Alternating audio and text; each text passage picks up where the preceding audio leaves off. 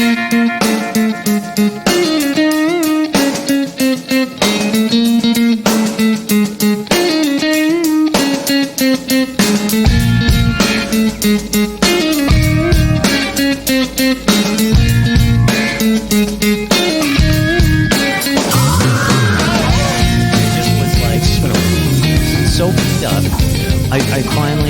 finished a paper that I have due. It's my final college paper, and I've worked on it for like 5 hours maybe, and I finished it yesterday.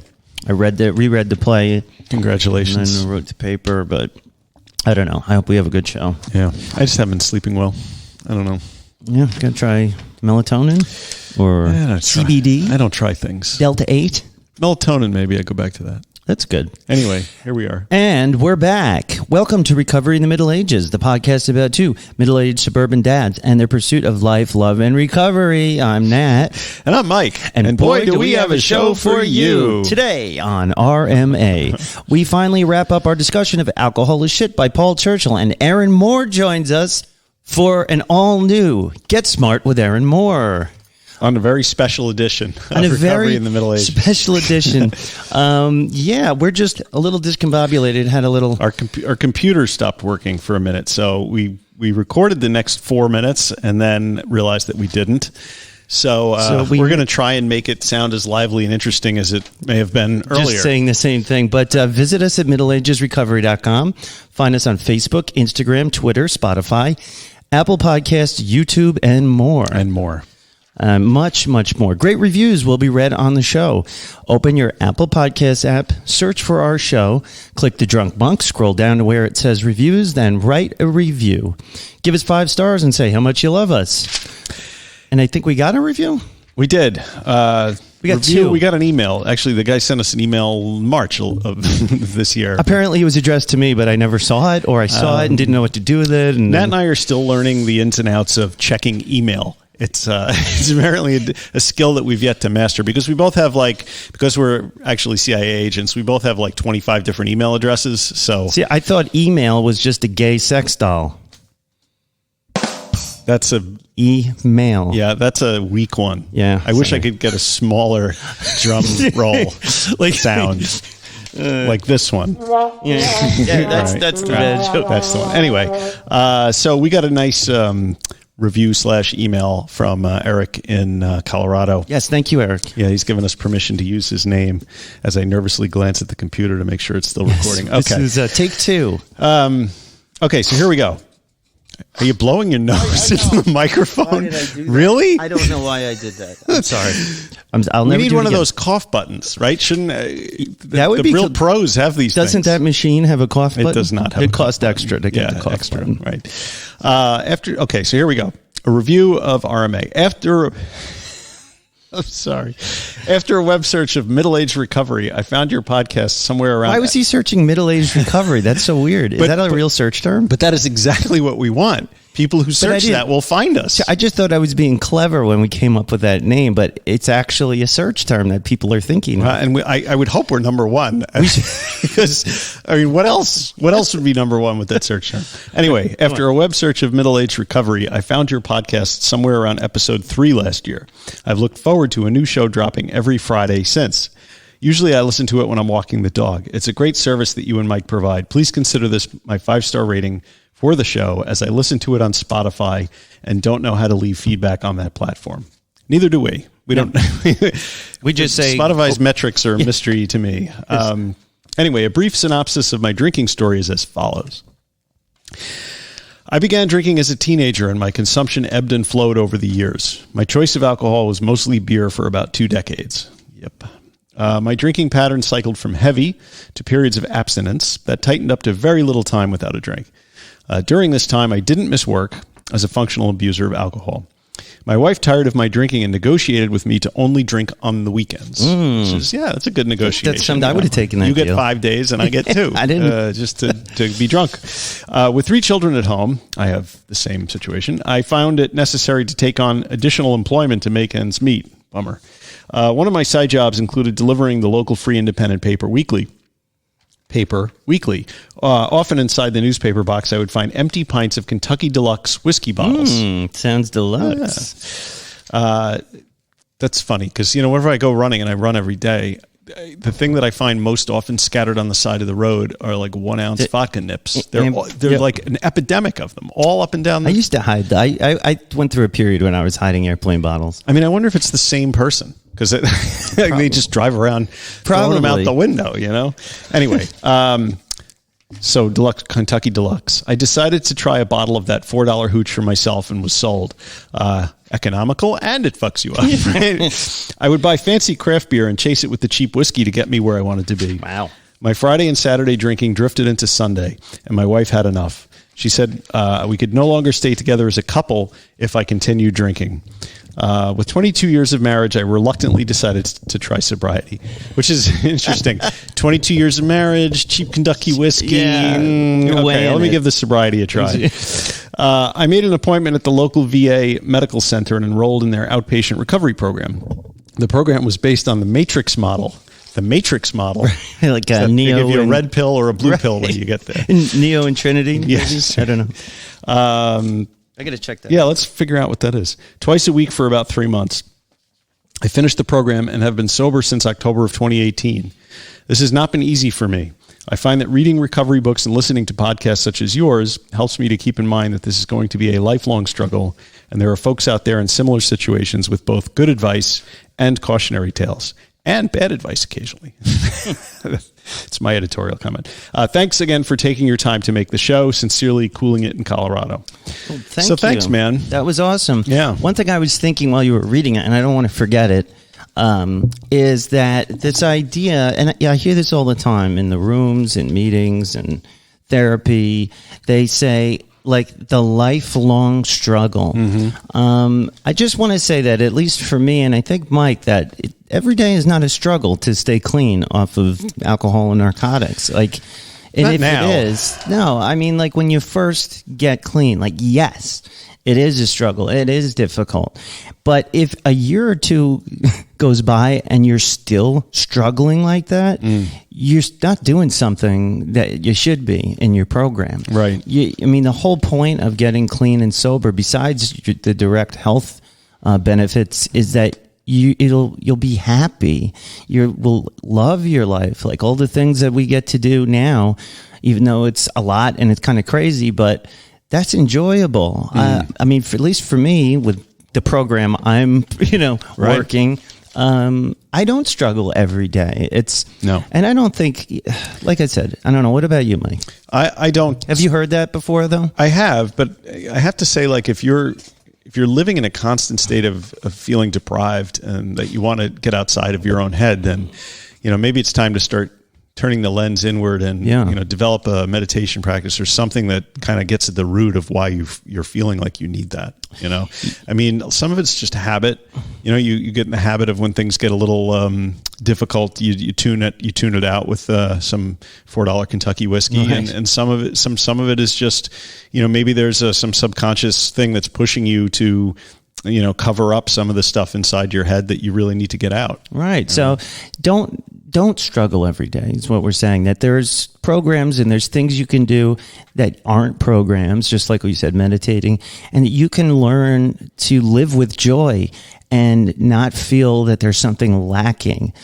Paul Churchill talks about that as he doesn't think of not drinking as, well, what is he not going to be able to do, and how it's going to deprive him. But it's like now the world has opened up, yes, and there's all this other joy out there. And I do mean joy. I'm not saying that facetiously. And it's out there. So recovery isn't necessarily a struggle every day for the rest of your life. You struggle at first and then it's beautiful. And that's a current thread that runs through a lot of the so-called like alternative recovery. And maybe it's a thread in AA too. The end goal of all this is a joyful, happy life. Yeah.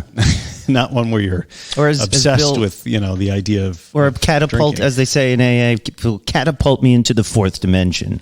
Oh, is that? That's a thing. Yeah, fourth dimension is something. Bill did take a lot of acid, so that's definitely an acid line. So just to apropos of our conversation about Paul Churchill, that we're going to be picking up the thread on that in a little bit. He starts every chapter of that book, Alcohol is Shit, with something called Saddle Up. He says Saddle Up. That's how he ends the chapter. Oh. He starts it with Saddle Up. This thing that he does on the podcast, which is, you may have a drinking problem if, and then he lets his folks fill in the gap. So and one of them I remember that's apropos to Erick's situation is, you might have a drinking problem if you switch from beer to hard liquors because beer makes you too full to drink more. So more alcohol. So I just read that one this morning. It's interesting. Anyway, have we reached the life update portion of our show? No, I'd just like to announce that sorry. I have an announcement to make. Our web developer, my webmaster, I guess you call him Utpal, is working on our shopping cart for the website. Yeah. It might even be live now, but I haven't checked it. So we're going to have a very easy to find link on the homepage at middleagesrecovery.com, and you'll be able to buy with credit card or whatever else. You just click just like a regular shopping cart, and Mike will ship the shirt out to you because he is the shipping czar. Apparently, we've decided, because this is. So we're going to have new stuff too. We got to talk to Jeff D about some other fun stuff, which is not Tacoma Jeff, who is now Alabama Jeff, and it's not Jeff AA Jeff. No, it's Jeff D. Jeff D. So that reminds me that Erick from Colorado would also like a shirt. We won't announce his size, just in case some people are. No, I wasn't going to say his size, but I'm just kidding. He's just an he XL. probably would like to XLs. know how much it is and how to pay for it. Yeah. So here's what I was thinking. We were thinking $30 on the shirt. I think that's par for the course. Yeah. And then we'll just do the flat rate USPS, like $7-8 or something. Okay. So $30 plus postage and handling. Erick, it's a nice shirt. I will get back to you. Yeah. The weave is really good. It's soft. It's not a cheap cotton thing. No, it's eminently wearable. And if you look, you can see Printer Jeff modeling the shirt on our Facebook page. Absolutely. Yes. So looking forward to start shipping those out. It was my son's birthday over this last week on the, thank you. It was great. I'm so proud of that little kid. He turned 7, and the last birthday he had was like just when we got locked down. He was 6 then. Yeah, that's when he turned 6. Very good. Math. And it was cute. Like, we had the drive-by thing, and we did our best to make up for it with the overbuying gifts and, all of that kind of thing. We even somehow got the fire department to come swing by. And wow. I'm not sure how that happened. Not the police, no. Probably not a good idea. Don't ever want to see the police driving up to my house again. But it was really cool. And we couldn't do a big party. And he's such an empathetic little kid. Like, he is all the good stuff about me. My older son is a nice thing to say. More of the sardonic, sarcastic, scheming, but I love them both. But Max isn't like an angel. And, I was just so proud of him because, he was just so happy to have his couple of friends that he's really close with. That's great. And we went to a bowling alley party, which it was so cheap. Like, right now, parties for kids are dirt cheap. Like, that's amazing. Before the pandemic, you would drop $500-600 just to rent the room or something like that. The bowling alleys had you over a barrel, man. I remember back because they had like back-to-back parties, and it was expensive. We as didn't hell. pay. I don't think we ever did. Oh yeah, we did. We paid like $90 for 3 hours or just 2 hours, and then of as many games as we wanted. That's not even $100. And then I was able to buy the video game cards for the kids so they could run around. Right. But like, compared to what it used to be, forget it. Just nobody. I guess it's a sign of the times. Nobody wants to risk their lives at a 7-year-old's birthday. Bowl.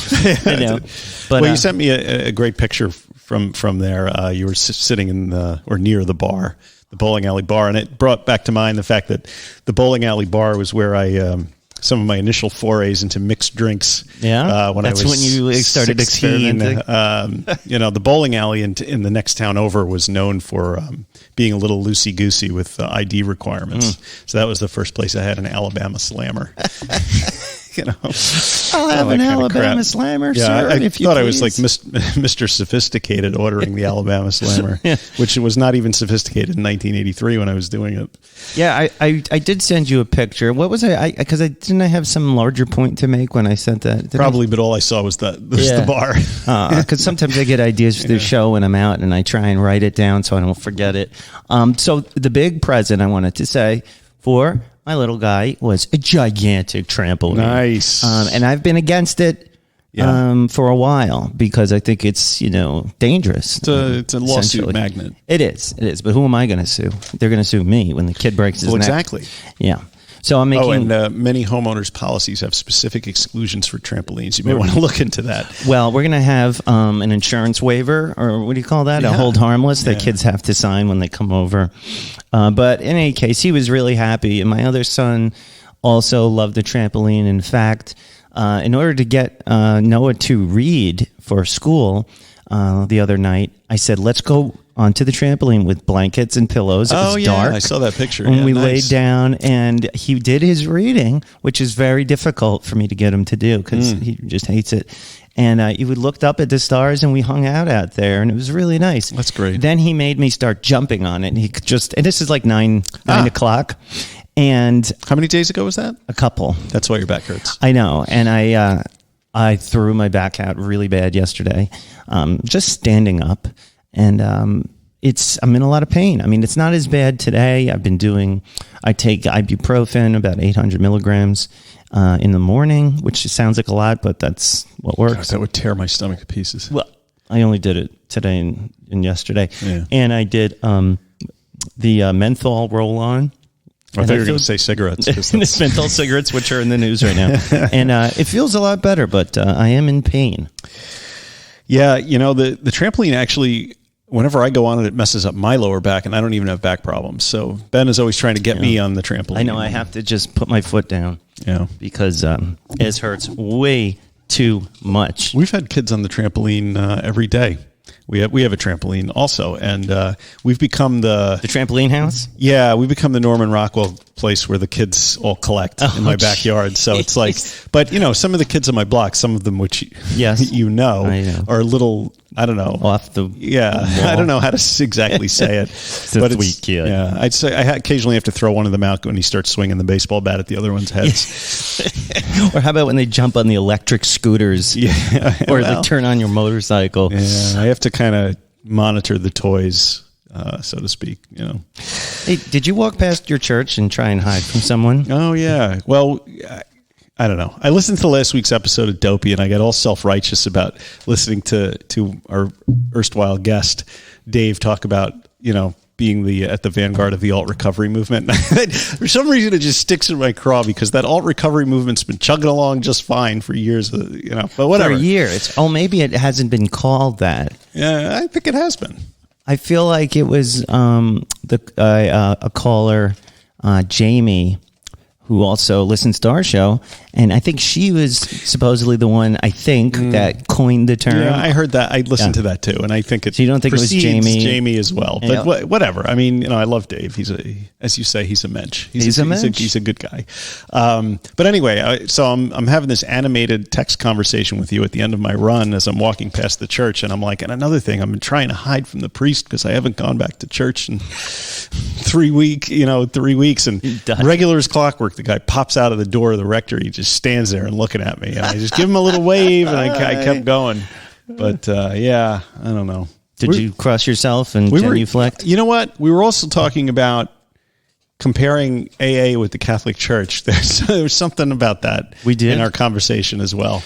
Yeah. Oh, I think, my point about comparing AA to the Catholic Church was only in the respect that, a church or a quote-unquote religion is only as good as the people in it. And that, just like AA, that's why some people, I went to an AA meeting and I hated it, and it was terrible and blah, blah, blah. And that's why we say, well, you got to go to another meeting. Right. Keep going to meetings. It's the same thing with churches. I mean, if you go along with the overall principles of like Christianity, most churches don't have like extra rules that are, something you wouldn't agree with. Like it's usually very subtle, unless it's like the snake handlers or Latter-day Saints. There's a lot of Baptists and so forth that have quite a few rules about dancing, where you're not supposed to stick your thing and all this kind of stuff. Dancing, right? Exactly. Dancing, yes. Sure. But that's not. I mean, but the truth is, if you found a church of Baptists that had people that were open-minded, that were trying to like help the community, like you wouldn't care if it was a Baptist church. No, I'm not singling out the Baptists, but so there's even in Catholic churches, you have church to church, things are different. So that's just one way I would say, don't judge a church by your experience at whatever church you went to or visited, and don't judge all of AA by one or two meetings that you didn't like. And my point didn't go to was that if you don't accept the fundamental tenets or belief system of the organization from the get-go, then you're not going to be successful going to church, and you're not going to be successful, engaging with that particular paradigm for recovery. Yeah, one of the few things that I didn't go along with for the Presbyterian Church was the gay marriage or gay being bad or something like that. But they actually recently, from on high, the head of the corporation or whatever of Presbyterian, it's allowed now. I mean, it's been allowed for 3 or 4 years that you can have a gay marriage in Presbyterian Church, and it's official. So not to get too down in the weeds, but isn't there a group of Presbyterian churches that are splintering off from the main group over that very issue? That's Episcopals. Really? I think that's the Episcopal Church. I thought it was Presbyterians, but it might be too. But no, I'm pretty sure that was Episcopals. So, well, it's a good thing he didn't stop you and talk to you, because then what? I've been running actually. I did it 3 times so far in the past week or so. That's great, man. And I'm taking my running shoes and I'm doing it, man. And I feel great doing it when my back isn't thrown out. And I was, after I ran and I was kind of doing my walk off when I was, warming down, I was just thinking about how full my life is these days. And I know we complain about, I've got too much to do. I'm so busy and it's driving me nuts, which it is. But the truth of the matter is, I could have, when I was using, I could have never even remotely imagined doing a tenth of the things that I do and which brings me joy today. One of the things I did, and a lot of people when they use, is they isolate. Mm-hmm. And so before I went down the tubes, you could say, I had friends. I was in bands. I was doing my company. I had my own business, family. I was close with everybody, and my world was big. And the more I used and the more I isolated, the smaller my world got.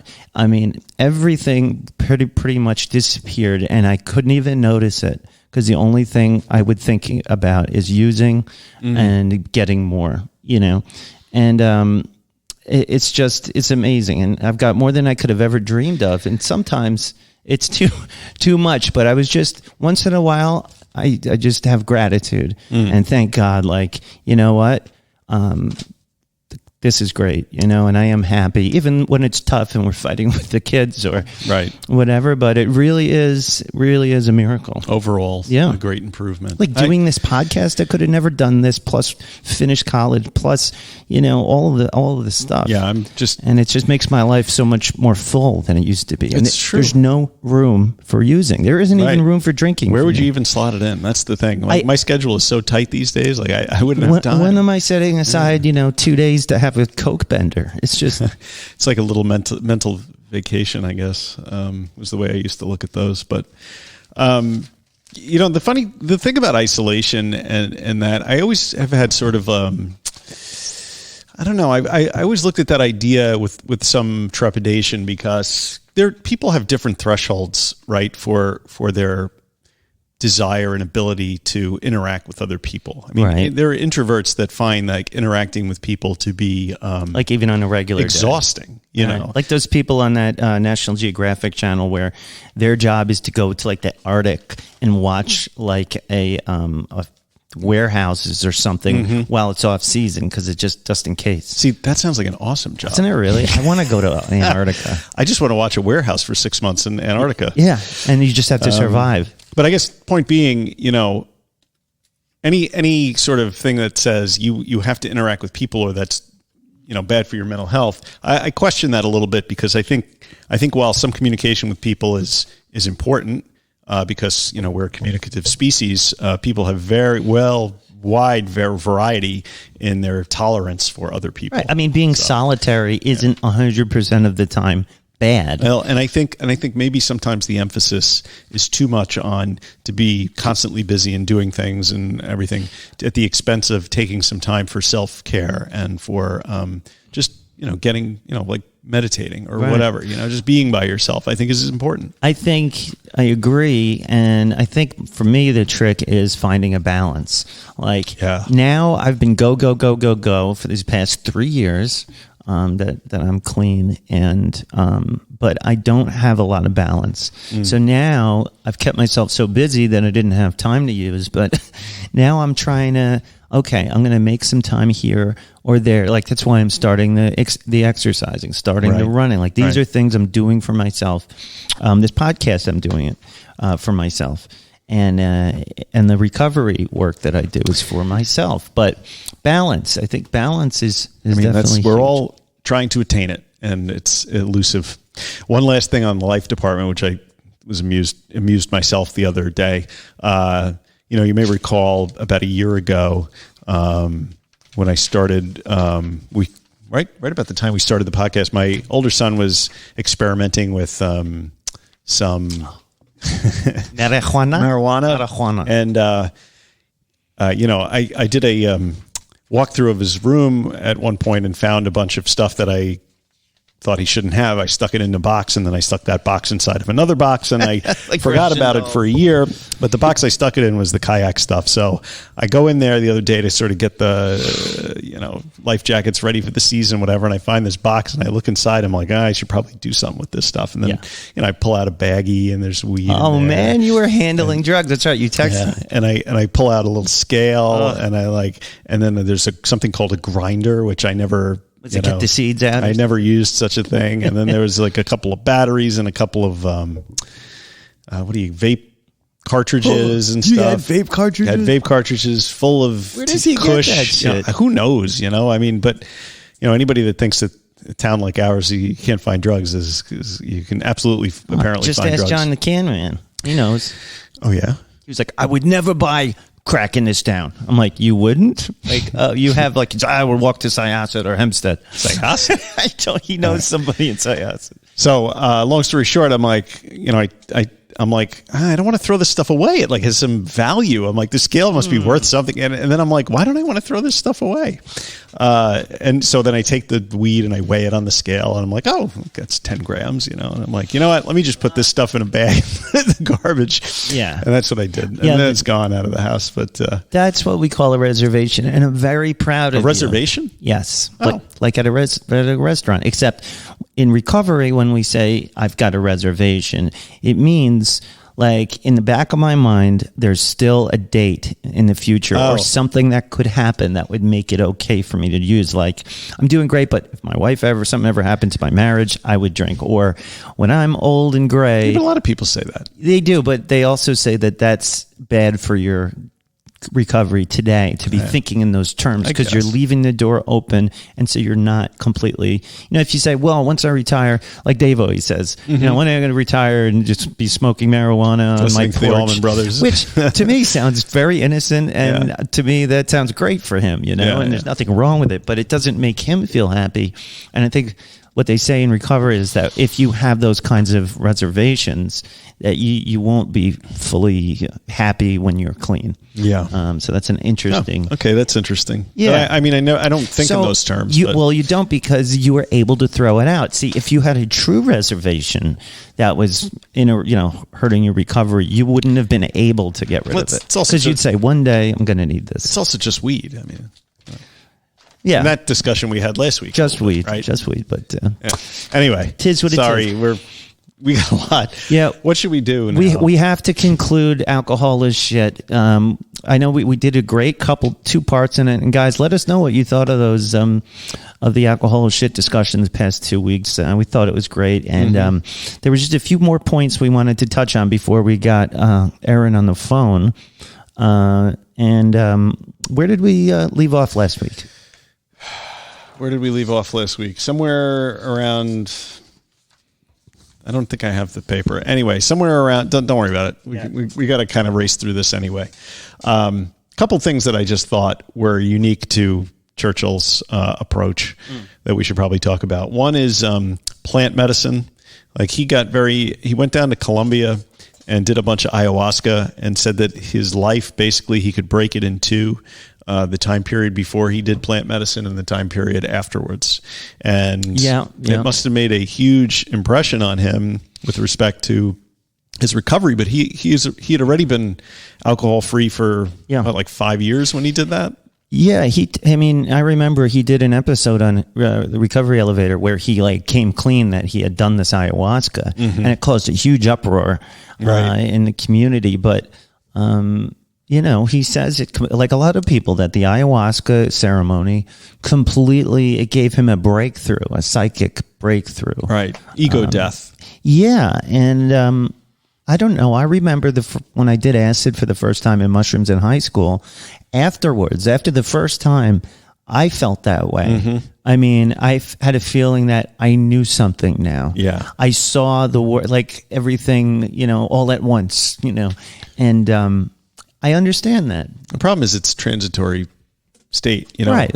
You can't keep doing that every week. It stays with you. Maybe it shows you a path or a way forward. But, I mean, I don't know a lot of people that abuse Well, in high school, let me roll that back. The Grateful Dead show, caravan up and down the East Coast, there were people that definitely were abusing psychedelics. Yeah. But, it got in my way in high school. I was doing it, maybe every weekend, but it started to mess with my relationships. My girlfriend at the time, it drove her nuts when I would do it.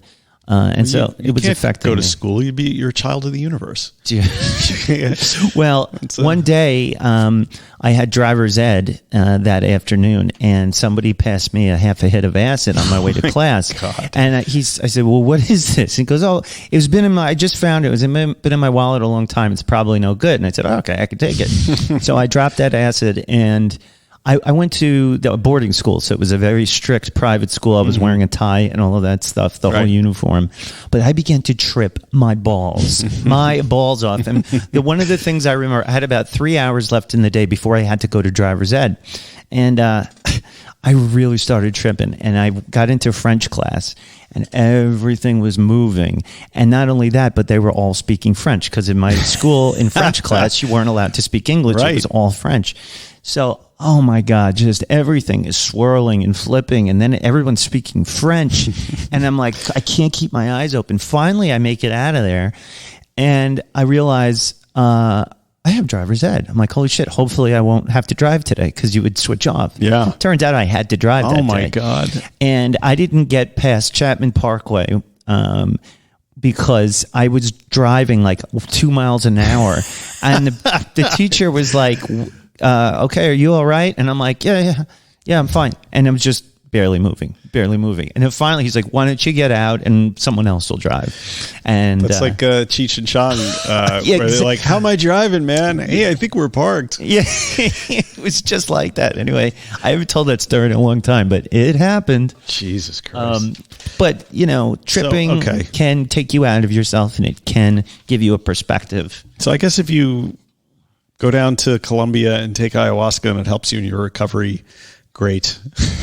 That's the message I want to convey. The other thing that's sort of unique to him is the whole, he has a chapter on AA, and he says, generally a good program. He got sober with AA, but the thing that he takes exception to is the anonymity part, because he's all about burning the ships. And right. He can't quite square the circle where AA says that you're only as sick as your secrets, but the fact that you're in recovery should be a secret. Right. And I kind of go like, I understand why anonymity is important for AA, why it's a really important thing. It's probably one of the things that makes people feel comfortable going there. Yeah. But I think at some point, for me, I'm always happier once one of my friends knows that I don't drink. I mean, they don't need to know everything about it. They don't need to know the names of the other people I'm in recovery with, right? Or what the name of the program is. Who cares? But I think I agree with it, burning the ships, like once they know you can't drink or don't drink, there's less of a chance that they'll not see you drink, so it's another level of accountability. Right. The flip side to that, though, is that, with the stigma, the social stigma that still exists, if you end up putting that out into the world, it may cause you problems professionally. It may cause you, problems personally. And, I'd be more worried. I mean, I am worried about professional stuff, not like personal stuff. Right. You don't want to be judged. I mean, in your profession, people have to respect you and your knowledge and you being, and if they think you're so. But I feel like the attitudes towards recovery and addiction is more advanced now socially than ever before, especially with people like Hunter Biden, writing that book and coming out, and some celebrities, making it public. Even if they're doing California Sober or whatever, but it's being talked about. It's a little more acceptable. That show Louder Milk, which just got renewed for a third season, which is Ron Livingston, and he's a leader of a quote Sober Friends group. But it's very accurate in depicting like the mentality people have in those group meetings. What's it called? Louder Milk. Where is that? Where would one find that? Right now it's on Amazon Prime. And it's really, I say everybody go watch this. If you've ever been in recovery or are and go to these rooms, like it's every archetype of the people that you meet in rooms, like the different kind. He nails it. Cool. And it's very dry humor. It's very quick. And 3 seasons. It's very good. All right. I could talk about Paul Churchill all day. Apparently, all right, burn the ships. We're not going to do that because we have other things. I don't want to leave Erin hanging out there. Yeah. So. Finally, let's. We should say you should read this book, "Alcohol Is Shit" by Paul Churchill. We get a lot out of it, and we think you will too. Yes. And having said that, it's time for me to go to the bathroom. We'll be right back after these messages.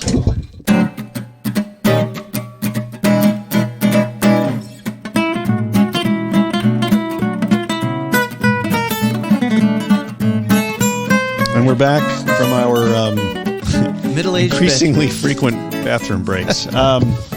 So the main topic this week is all things sobriety in the pandemic. Before, during, after, and how people have, adapted or not adapted. Maybe I should have wrote a nice pithy paragraph, but I think this is something that everybody in recovery, whether they're thinking about it or not, is dealing with. Some of us, when the pandemic hit, went off the deep end and relapsed, and their lives are like 1,000 times worse now. Right. And some people, that happened, but they pulled it together, they learned the new media, and they found new ways to stay sober. So without further ado, this is Get Smart with Erin Moore. When she picks up, because it's going to happen.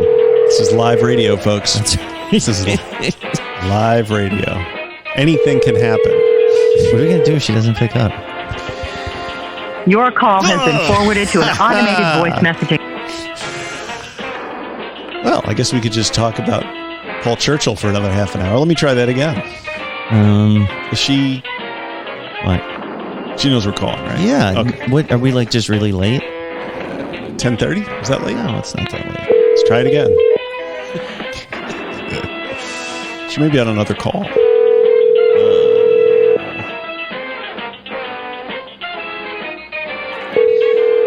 Can't make this stuff up.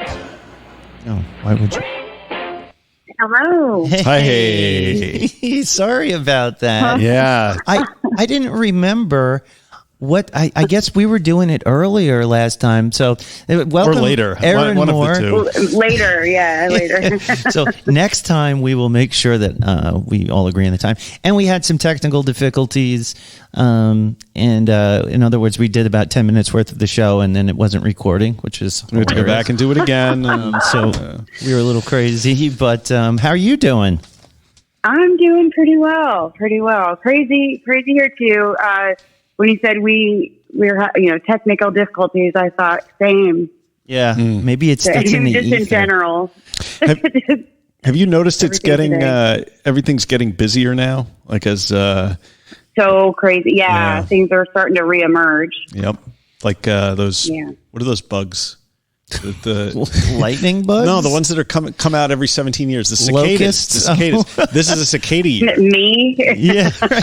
A cicada year. Yeah. And it's all happening at once. You know, speaking of that, we're going to be talking about pandemic recovery, but one of the things that's happening right now, which is going to send a lot of people back to using, is all of a sudden we went from quarantining and not leaving your house to now we've got to be in 100 places at the same time. Yes. Yeah, to make up for all the places we didn't bother to get dressed to go to. Yeah, I know. And getting dressed is just the whole thing. I've been on about having to wear hard pants and hard shoes now on a regular basis a lot.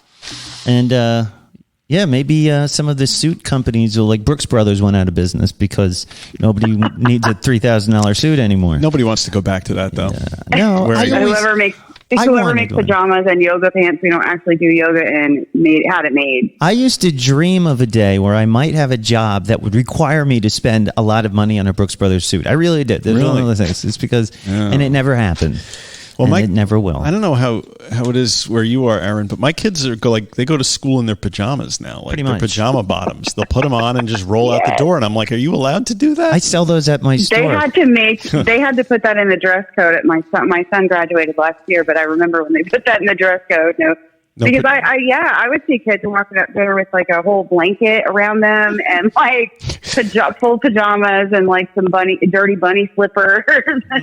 Like Walmart kind of. Yeah, I remember going to high school. You used to get dressed up nice because you wanted to impress the ladies or whatever, and now got dressed up nice. I would just try and look like Criss Cross. Actually, nobody was impressing the ladies at my all boys Catholic high school, but that's another story. I had a backwards jersey on. Your off bagosh to the back. Oh man. You wear them backwards. It's crazy. Well, now these days I look amazing at all times. I just wear the same jeans every day. I'm sure of it. Yeah. I'm sure of it. I think of it that's like one a of the uniform. nice things about. Yeah. Well, honestly, that's one of the nice things about having your own gig. Yeah. But you set the dress code. It feels good to look good. Well, and your dress code, you want to set what you're trying to sell, right? That's right. It's kind of like making my own program. Boy clothing. Right? It's like making your own recovery program. And I just wanted to say that Erin has done a really great job on the on this segment, and she has a name for it, this title, which I thought was brilliant. Are you ready for it? Sobriety. Are you ready for this? Sobriety of pandemic proportions. And with that, tell us. I must thank you for that, because every week Nat and I are like, what is the title of the show going to be? Yeah, we could use that in the title. And we're going to use it in the title, so we don't have to. Good, yeah. So tell us about this sobriety. A little trademark sign next to it, guys. Yes, we'll TM it. So what have you learned? What did you discover?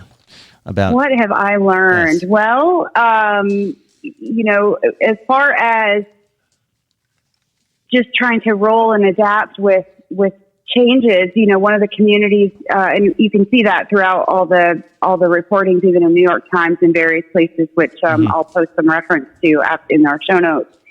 But all like the communities hit really hard are communities that need a lot more support in general already, the way things usually operate, like substance use, like mental health, like some of the places that rely on, face-to-face, in-person contact as part of you getting better, right? And so when this occurs, something like what we've experienced over the last year and some change, what we know is that one of the defining features of those support programs, groups, whether it be 12-step or whatever, for substance and alcohol use disorders, is the live one alcoholic or addict helping another system, right? So going to meetings several times a week.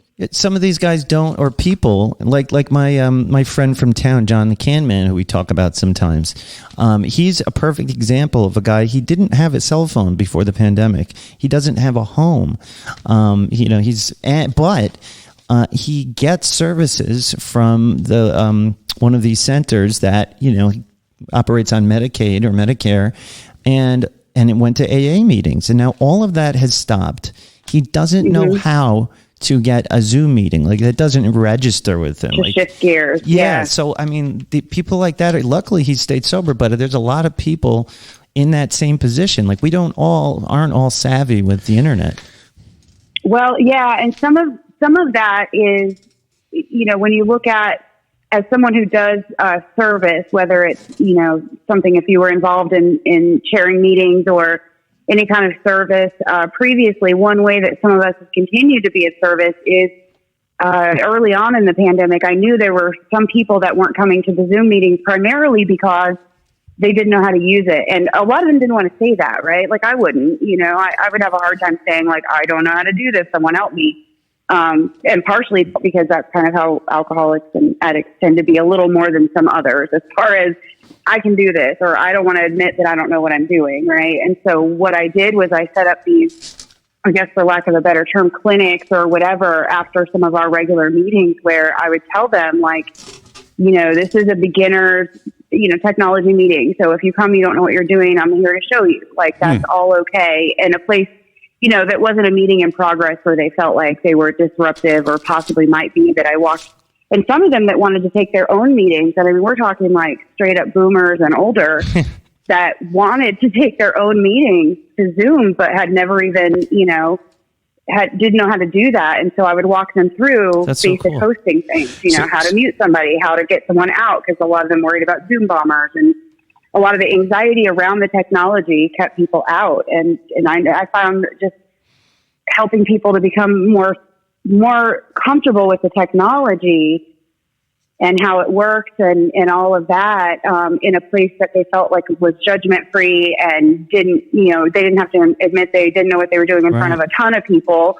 It made it a lot less threatening and a lot more, people were just a lot more enthusiastic about it from that point. So did you do this before the pandemic started, or was this something that was sort of like I didn't have Zoom on my phone. I had never even heard of Zoom, to be honest. And I never used Skype. I hate FaceTime.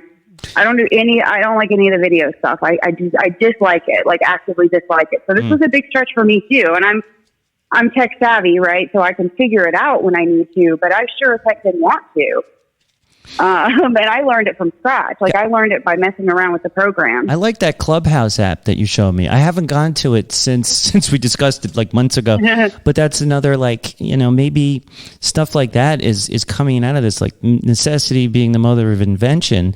I think even post pandemic, this is going to live on. I think it makes meetings more accessible just in general. So if you really are going to be lazy, you could still, pop do a meeting through an app as opposed to through a Zoom platform.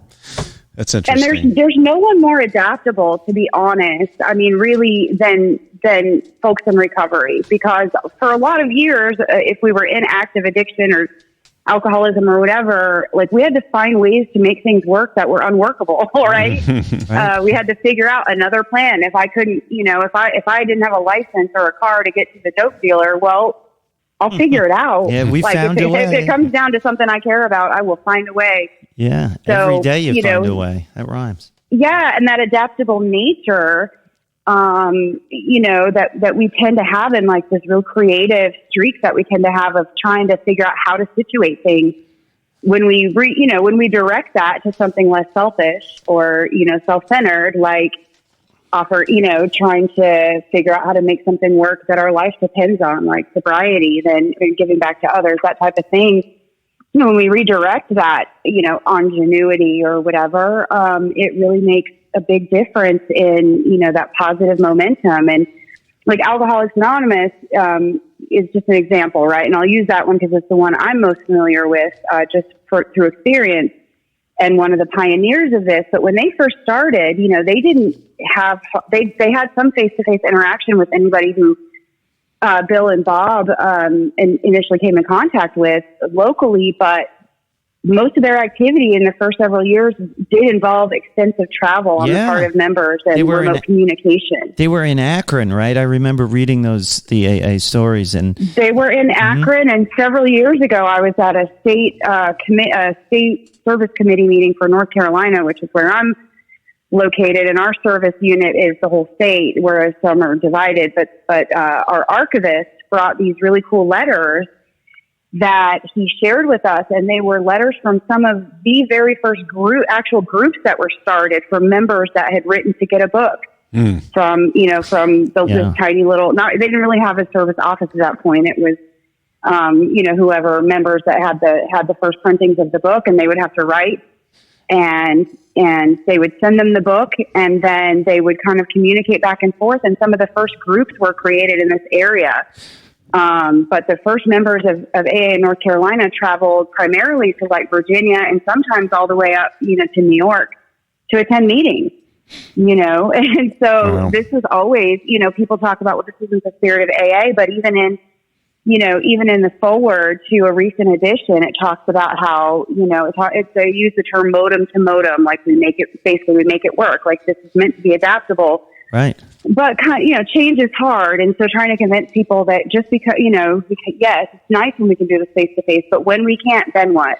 Right. Like you said, and so, make it work. Like you said, the original idea, from what I understand, of the AA Big Book, it was they had it published specifically to reach, I think, like you said here in your doc, just like the way they would reach people in rural communities. Bill's idea was to have this, like the book is the program, so we can send the program to alcoholics everywhere. And I think it was the idea behind just printing that book. So it's kind of an extension of that logic. Like, how are we going to reach as many alcoholics as possible? Well, yeah, and a lot of people didn't know that they already had these online service bodies prior to COVID for years. For years, they had AA has online intergroup, NA, because they've for years had meetings for members who, maybe they were disabled or they just couldn't get to a meeting or didn't want to. They wanted to do their meetings that way. Those things were already in place. They just didn't have as many of them. So the nice thing was that they did have, there were meetings that were already structured this way, and we didn't really have to reinvent the wheel. Although, some people, like sometimes we tend to anyway, right? But there were people that knew how this worked already, and we could go to them and say, well, what's been your experience, or what apps are you using? What platforms? And, this was already in the process. And, there were apps like In the Rooms that I remember back when they started. Yeah. In the Rooms is great. You can go to an AA meeting anywhere in the world. I mean, they had to scale that really quickly, though, right? I mean, within a matter of weeks, you had to. Well, it took the technology and the reach for this online stuff to, like you said, out of necessity. And sadly, not all of us made it to. We were just talking about that before we called. That in like you said, that New York Times article that we were discussing. The overdose rate is so high; it's like increased by 40%. And so I've that's lost the so sad. Many friends this year. It's so people sad. Lots of sobriety people. This is the first year that it's people that I really wouldn't have guessed. Yeah. You know what I mean? Like I'm not saying that I'm ever like, ooh, I knew they were, but it's hit people so hard, and people that really, seem to have a good foundation already, and there are just so many aspects to. It's not just the lack of meetings, right? Like if I think about a year ago, I lost my job the day that everything shut down, and I've lost job. I've had grants end or whatever, and I've had to look for work during sobriety. But usually when that's happened, I just go to a bunch of meetings. Right. Mm-hmm. I fill the time, and I go shopping, or I go to none of that was even on the table. No, I couldn't even go to the grocery store to get, you know what I mean? Just to take my mind. I couldn't, and I couldn't do any disordered shopping, which was good. I mean, I could Amazon, but I do. Amazon was a salvation for disordered shopping. My God. The volume of boxes coming to my house was obscene at some points. Well, and how mad that we're, I'm like, oh, these used to ship in one day, and now it's 3 days. Right. So awful. I can't believe they're doing this to us. It's, for the privilege.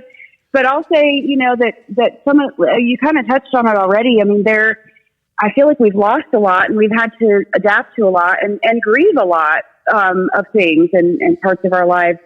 But I'll say that one of the overriding features for me has been the opportunity that it's opened up for me. Yeah. One, to have to dig deeper, right? To have to be very intentional, because I would go to meetings and wouldn't even think about it.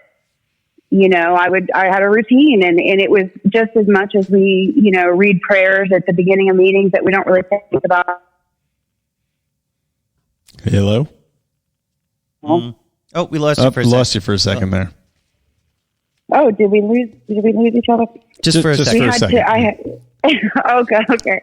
Yeah, I had to become more intentional and more, reach out more in ways that I don't love just calling people up. It's not, once I'm on the phone, I'm cool, but the way my anxiety is set up, it's really hard for me to initiate that. And I'll say I personally, have had some really dark times during the last year, and times where my sobriety was, threatened and even compromised. But I'll say that when it comes down to it, just finding ways to dig deeper into, why I was so comfortable just being by myself, and this felt like a treat when it first started. Like, this is all I've ever wanted is to be left alone. Yeah, finally. But it's really easy to disappear. Yeah, exactly. But it's so easy to disappear during something like this. Like, in plain sight, with people not realizing, because one of the things about having a home group, a regular place that you go, that you see people all the time, is that they know when you're not there, and they know when you're not okay. And they'll, they can see if you haven't been getting dressed for several days or, whatever. Yeah. I've been getting a lot out of, just during this pandemic along those lines. I didn't really reach out on social media forums. Do they call forum anymore? No, it's a group. In any case, I didn't do that at all because I was afraid of being like, if you're on Facebook and then you post in this group, I didn't know that it was private and it couldn't be searched. But once I dipped my toe in the water, like with the Dopey Nation Facebook group, which is a great support group that Erin and I know each other from. And it was so great once I got into that. And so I've been getting a lot of my social interaction. I know it's not the same as being, that's why we do this show. That's another way. Well, that's actually how you and I connected. Was both of us were sort of poking around, looking at resources and that was during the late spring, early summer of last year. Right, yeah. Mike noticed that I was a member of the Recovery Elevator Group, and then somehow we got to talking about it. But, even the fact that we started, the Recovery in the Middle Ages group, like it's starting to be that kind of community. And I think you and I had in-person meetings, which is what I would consider recording this podcast at least once a week, if not twice, during the entirety of the pandemic. Yeah, from the early summer on. Well, right. And I'm incredibly thankful for that, because I think that made a huge I think it saved difference. Me. I think the show saved me. Yep. And Alcoholics Anonymous and other groups have adapted the saying to whatever fits them. But I mean, they've always been very clear about when one or more, where two or more are gathered.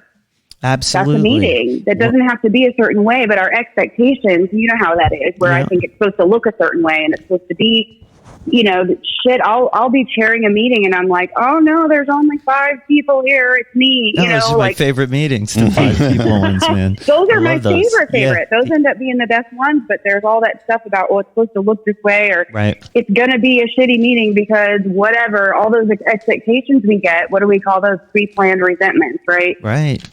Pre-planned disappointment or what expectations are. But, this has been very trying in that way of us having to stretch in that way of what acceptance means. Accepting it, is it, fuck it, it's going to be like this and I guess I'll just go die. Well, yeah, sometimes, that's permission. One of the biggest warning signs for me and most people in recovery, and one of the scariest places, as we say, is like my head, alone in my head is a bad neighborhood.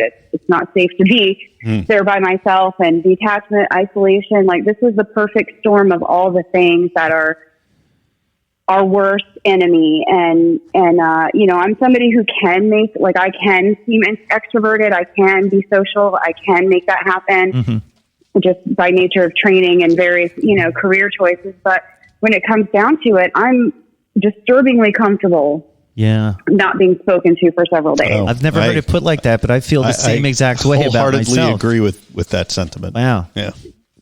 And my kids are older, and I haven't been alone in my own home because they both live at home. They're adults, but I have not been alone in my home, not once, for over a year.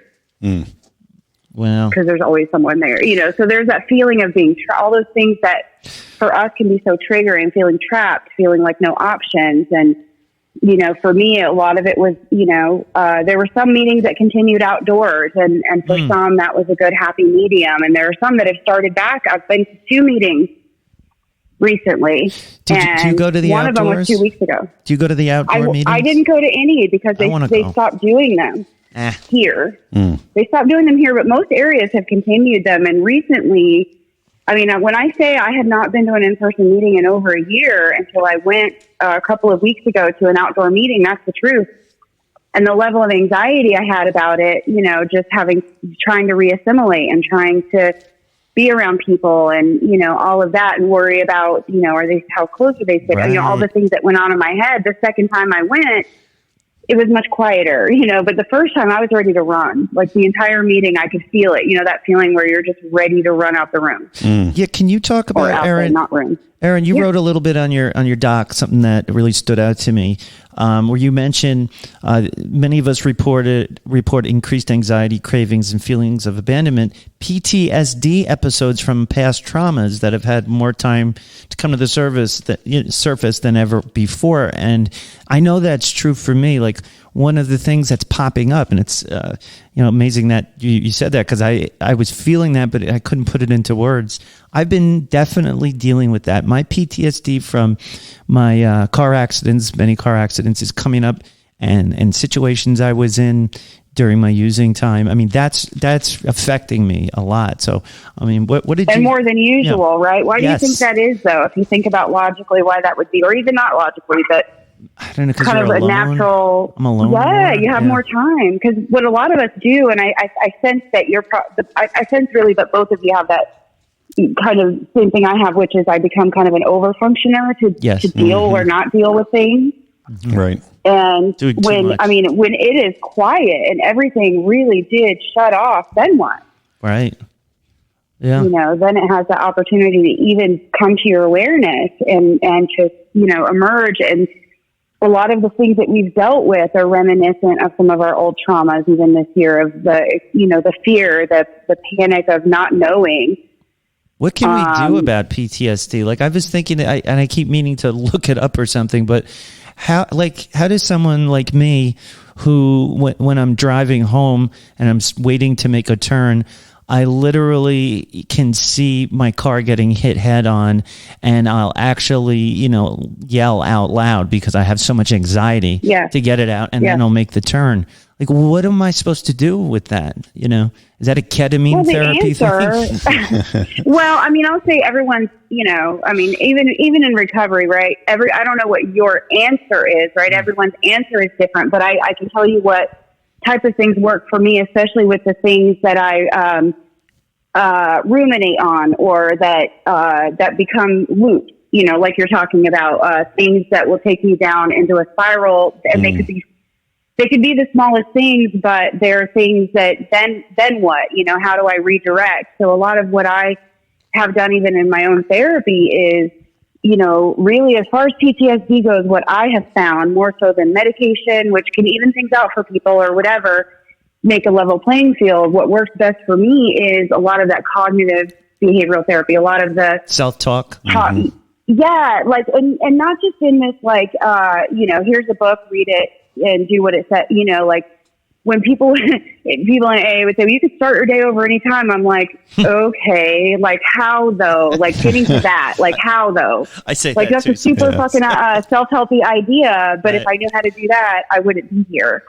Yeah. So a lot of it was just finding those tools. For me, like, I have certain phobia. I deal with a lot of OCD and phobias too that are really irrational. Like, I know that they are. There's no part of me that doesn't know that, but I had to become where I didn't devolve into them. And so a lot of that had to do with cognitive behavioral, like, redirection, like actually being intentional. When you said you yell out of whatever, like, actually even be like, it looks crazy if you're, not by yourself, but the things I have to do, like in my car, if I think I'm having kind of a trigger or an episode, is like, say things to myself out loud. Like, it is fine. It's not going to happen. Or it's not happening now. I'm not gonna. Yeah. And that does it fix it? Like, no, that's very simple. It'd be very reductive to say, and then I just go on about my day and everything's fine. Right.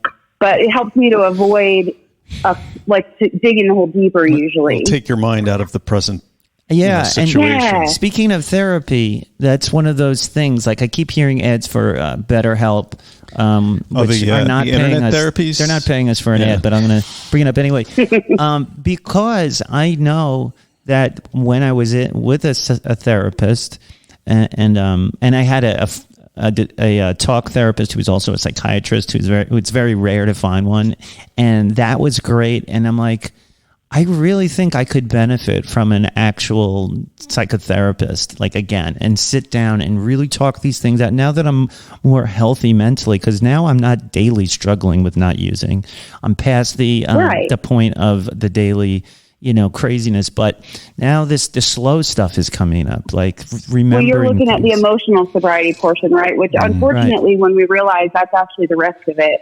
Right. Right. And this is the rest of the story, right? That taking away the alcohol and drugs and finding a way to abstain from those was what allows us to get to where we really, even the starting point to dig out all that crap. But that's the truth of it is that's why sometimes sponsorship has to change. Like you might have a therapist or a sponsor that you had in early recovery that for whatever reason, it's just not, it's okay to readjust if you had, if you need to go back to therapy. It's not a failure, but we see it that way so much of the time. That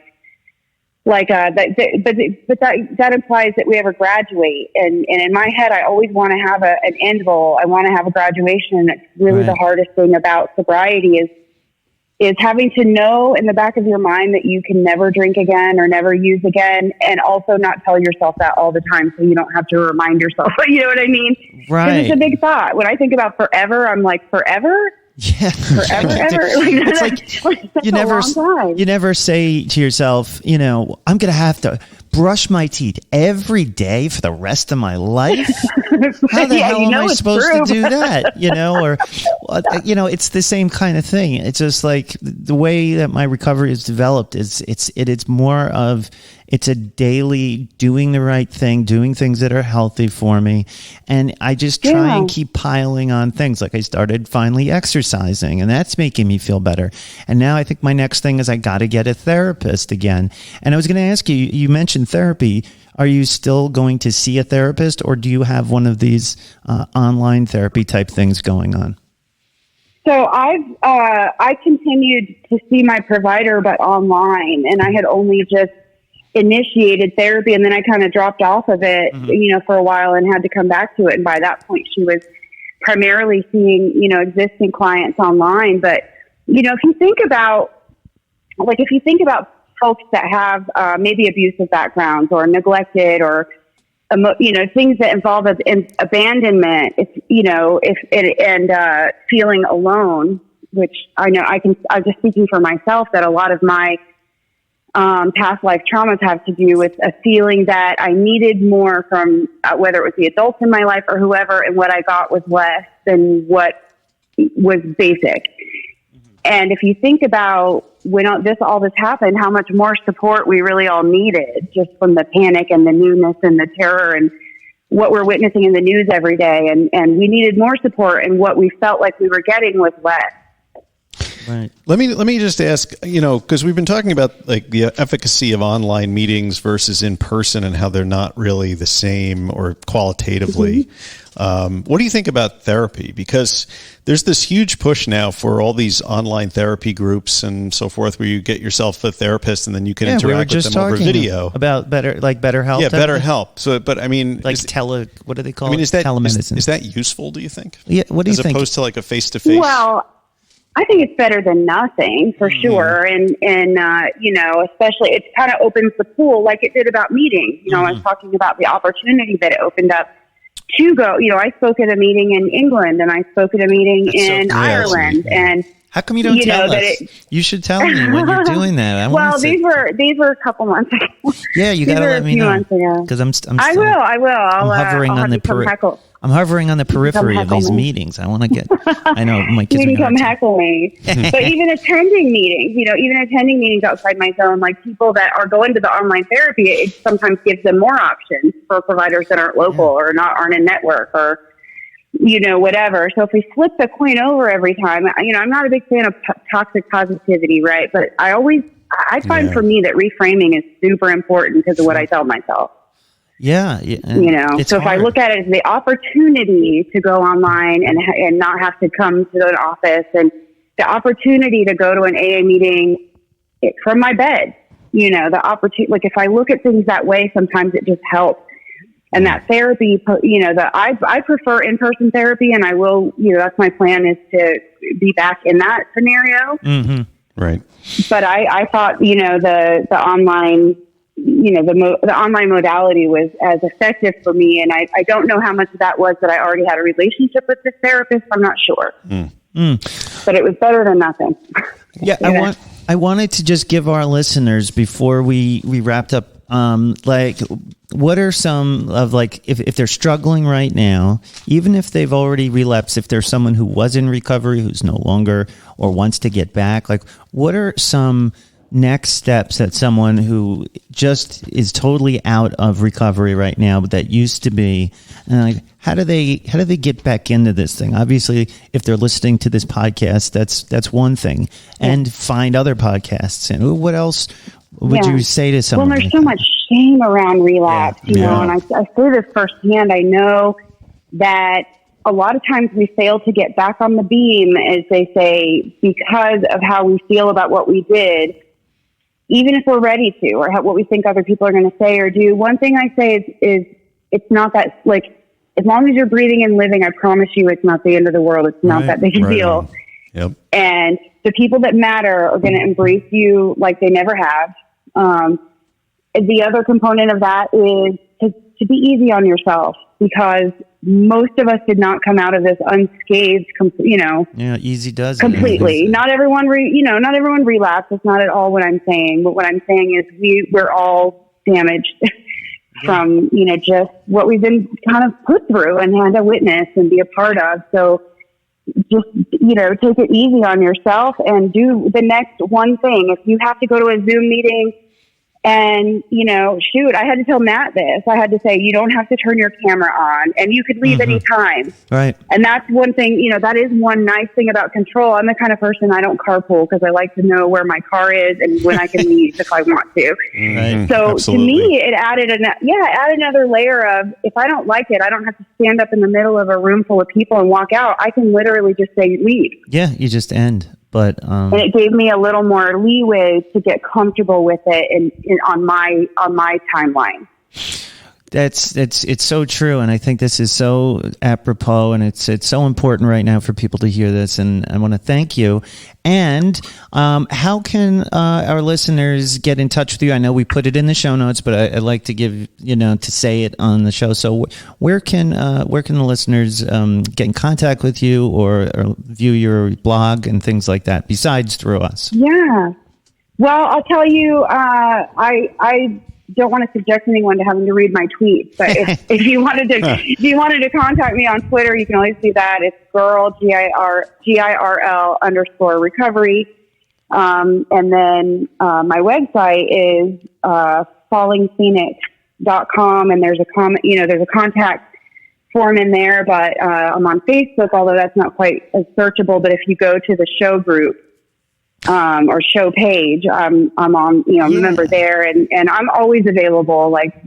Please reach out. No one is more important than you. And that if there's any women that want someone to reach out to initially, so I can help hook you up with someone in your area, please feel free. And any of the guys, I would say, reach out to Matt and Mike, and the men with the men, and the women. Yeah, well, I like to keep it that way. Although I'm not don't talk to me, just don't send me weird pictures. But if a guy did reach out to me, I would just redirect him. Yeah. I would just redirect. That's right. Redirect them. Yeah. Okay. You guys are awesome, though. Yeah, thank you so much for your time and for coming on and doing the research, because I think and don't stuff you forget, shared is your very valuable. show is part of what's helped some people through this. That's amazing. Yeah, that never ceases to amaze me. You need to hear that. Yeah. Isn't it weird? I'm always like, I'm a jackass. Yeah, But, right. That's generally our response when we get something like that. All right. Yeah, well, I'm a jackass. Until next time, another great episode of Get Smart with Erin Moore. Erin, we will talk to you really soon, and thank you so much for coming on the show. Take care. Thank you. Love you guys. Love Bye. you too. Bye. Yeah. Yay.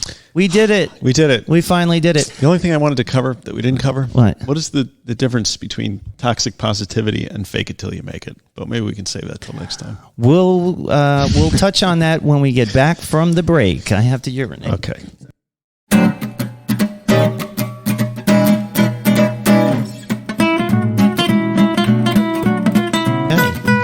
All right, we took 2 breaks I know. this time. I've just been drinking so much coffee. That's what happens and then when we go over an hour. I added a muscle milk shake thing. It's called muscle milk, but it's actually lactose free, so I can drink it without There's actually no milk in it. having a gas attack. It's casinate or whatever. This is one of the I've actually gained a little weight now. I got down really light, and now I'm up a few pounds from 170 calorie drinks. Yeah, I got to have calories because I'm not eating that much. Oh. So that was a really, really great talk with Erin, and it was really cool. And thanks again, Erin. Thank Looking you. forward to it. And guys, like she said, we have the private Facebook group where we discuss. You can reach out, but it is important that there is a female there that people can also reach out to if they're not comfortable reaching out to us. And I see you're smiling. Are you thinking of a joke? No, I'm just reaching out. I'm disturbed. That's reaching all. around. Okay. You can guy on guy reach around. Anyway. And in any case, so that was Get Smart with Erin Moore. And now for Recovery in the News.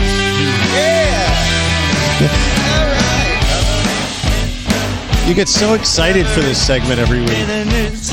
Your little eyes light up, and then you start doing a jig. Recovery in the News, motherfucker. All right, so Recovery in the News this week comes from the old gray lady herself. No, the New York Times, an article. Old gray lady. a wellspring of dubious post-pandemic drinking advice lately. So there was an article in their Well blog this week. The title, you always seem to strip the title away when I put them on here. Right. But anyway, the title is something along the lines of should you drink alcohol immediately following your COVID vaccination? Or how to successfully drink alcohol immediately following your second shot. I just overheard a couple of customers in my store saying that same thing. They're like, really? I couldn't drink while I was getting my shot. But while it's okay. I was getting my shot. Yeah, is it right. okay? I got drunk afterwards. That's crazy. Go on. I don't know. So, I mean, last week we talked about the New York Times saying that, or 2 weeks ago, right, that you how to ratchet your drinking back from its alcoholic level to a more moderate level. How do I bring it back? This week, the New York Times is strategizing on how you can get drunk after getting your COVID vaccine without losing the effectiveness of the vaccine. Yeah.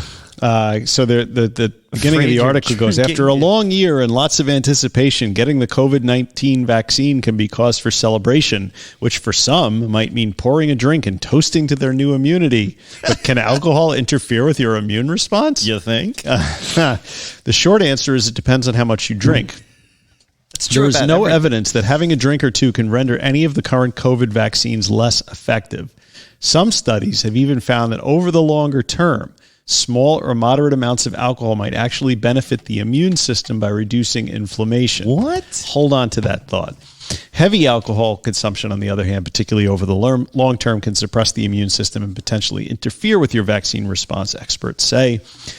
Since it can take weeks after a COVID shot for the body to generate protective levels of antibodies, anything that interferes with the immune response would be cause for concern.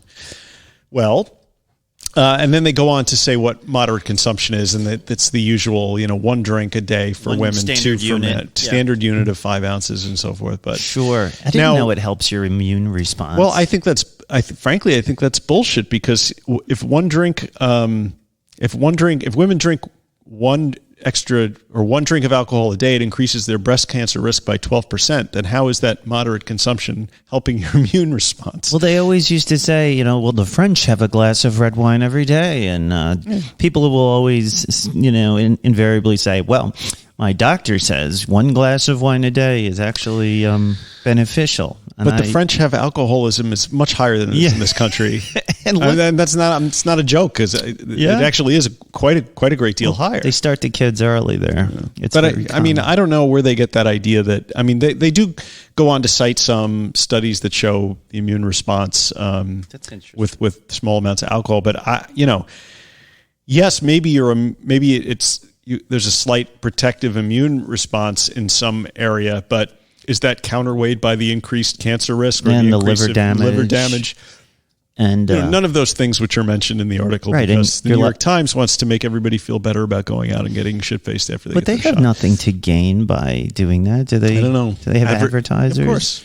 And I'm not saying that this is a conscious thing. This is the way that drinking is woven into the fabric of society, where the article is not how you can best boost your immune system and get the results of the COVID shot to work even better. It's how you can still indulge in your alcohol drinking after you get the shot. So I don't know. I don't know. It's interesting. Look, my wife and some of her friends are doing this diet now, and so it's very complicated. It involves an app and cooking certain types of meals. Is she doing the Noom? It's not Noom. Okay. It's something with bars, and I don't know. I eat the dinner she makes when it's on the diet. It's pretty good. It's like no gluten, blah, blah, blah. But I heard, her and her friend who's doing it with her, a real topic of discussion was like, how much can we drink with this? Like, and the answer is, according to the diet, I forget what it was, like 1 every 2 days or something. Or once a week. It's something like that. And this other friend was saying, well, but I still have a beer a day and I'm doing great. And I'm like, oh, all right. But like, I don't know, why do it at all if you're trying to diet and lose weight, Most people don't see it the way you and I see it, I guess. I don't know. My thinking is, I have to go back to when I was in that mindset to really understand it again. Because once I stepped over that cognitive threshold, I feel like I can't ever look at it the same way again. I don't know. I would try and lose weight when I was like drinking like 4 glasses of wine a night. I'll just have the Michelob Ultra. There's only 2 calories. But it's like, I personally, I'd rather have the chocolate cake than the glass or 2 of wine now, but that wasn't always the case, so, A box of wine. So that's recovery in the news. It is.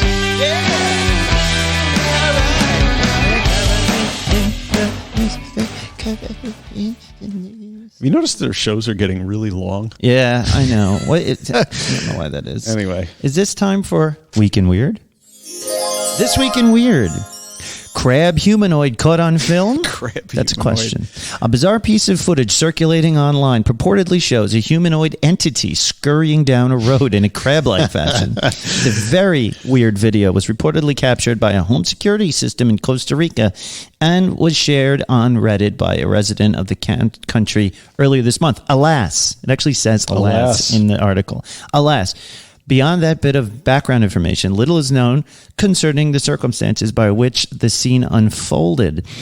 Be that as it may, the footage, this is sounds like how my dad talks, like alas, and be that as it may, and these and that. Thy footage is rather compelling It's a closing argument, is what it is. Be that as it may, the footage is rather compelling by way of its sheer strangeness. In the video, a dog lurking on a dimly lit road is being taken aback by something approaching it from off screen. When the oddity comes into view, it appears to be a human-sized creature walking on all fours in a manner akin to a crab. The bizarre beast or being simply scrambles down the road and vanishes into the night. I know what it is. In the original footage that was posted to Reddit, several dogs can be heard reacting in an agitated fashion to the curious interloper. I just love the language this guy's using for this. It's some like Harvard, writing major who this is now all he's doing. He's like, yeah, I can write. Just give me something to write. What is this? Crab people? Okay, great. Here we go. And he just bangs it out. Do you remember a few years ago in the internet? There was, guys were playing these practical jokes, and one of them involved getting one of these hot dogs. What do you call those dogs? The wiener dogs. Oh yeah, and then and putting like a spider costume on it, and then putting it in an elevator with like a like all these rubber dismembered parts and like fake blood. So people would come, the elevator would open and the dog would run out after. People would freak the fuck out and run in the other direction. That's what I suspect is going on here. If I can find that video, I will put it in the show notes because I pissed my pants laughing on that for years. And I think this article with the crab humanoid, I think that came with the video, so we'll try and we'll link to it. I have to see that. And that was This Week in Weird. Yes. Oh, right. Well, that about does it for us today, folks. Thank you so much for listening. Visit us at middleagesrecovery.com. Find us on Facebook, Instagram, YouTube. Tweet us at Twat You Twit, Apple Podcasts, and wherever fine podcasts are sold. 5-star reviews will be read on the air. Yes, they will. Check out the show notes. Mike works very hard on them. There's some funny little Easter eggs in there. Please don't increase the expectation. So if you find some of these, hey, new merch is coming. Keep checking the website, middleagesrecovery.com. Put your name on the list. We have a limited number of shirts. And let's get them before they're all gone. And we're going to be printing up, now that we're going to have an online store, it's going to be great. And it'll go directly to us. We're not going to be messing with any third-party fulfillment agency. It's just going to come straight out of our garage. Just what you want. Email us. Reach out, guys. Just like we said with Erin. Reach around. Reach around. The back door, the latch is greased. So come on in. Oy. And... I think that's it. Email us on that note. As we say, non proficiat perfectum. Progress, not perfection. See you next time. Be good.